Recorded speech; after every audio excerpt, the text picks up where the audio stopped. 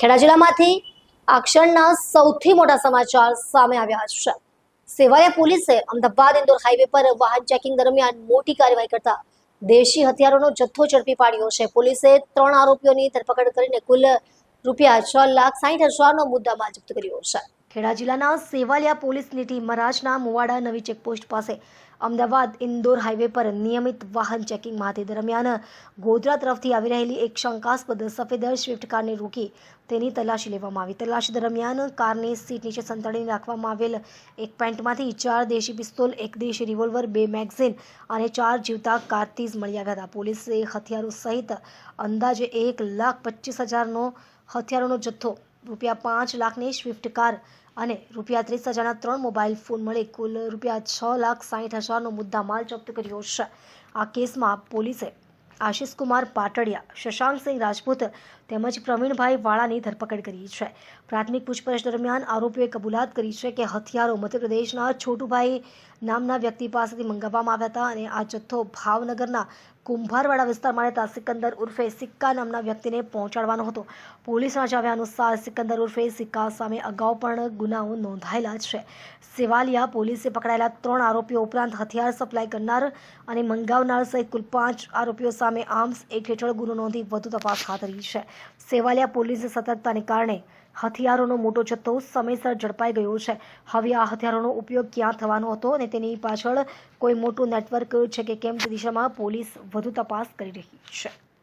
Sevaliya police station ખાતે જે checkpost છે ત્યાં વાહન ચેકિંગ દરમિયાન સફેદ કલરની એક સ્વિફ્ટ ગાડી હતી, જેમાં ચેક કરતા કુલ 5 વેપન મળી આવે છે, જેમાંથી 4 પિસ્ટલ છે, 1 રિવોલ્વર છે, જેની કિંમત કુલ ₹1,25,000 છે।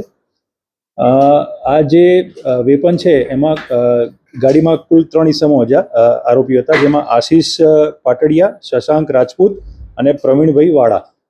આ તમામ આરોપીઓ જે વેપન છે એ મધ્યપ્રદેશથી છોટુભાઈ પાસેથી લઈને આવ્યા હતા અને ભાવનગર ખાતે સિકંદર ઉર્ફે સિક્કો એને આપવાના હતા।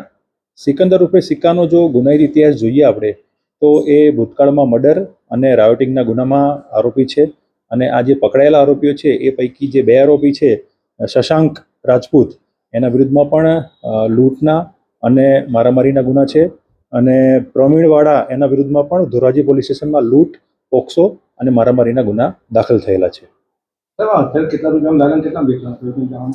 હથિયાર આજે તમામ હથિયારની જે 5 લાખ રૂપિયામાં આ તમામ હથિયારનો સોદો થયેલો હતો। હા, આપ જાણીએ છીએ કે જેને હથિયાર આપવાના હતા એ આરોપી છે, એને પકડવાનો બાકી છે। એના પકડ્યા પછી જ એમાં વધુ વિગતો બહાર આવશે, પણ એનો જે ગુનાહિત ઇતિહાસ છે એના પરથી એવું લાગી રહ્યું છે કે એ કોઈ લૂંટ અથવા મર્ડર માટે નું કામ કરવા માટે આ વેપન મંગાયેલા હોવા જોઈએ। સફળતા મળી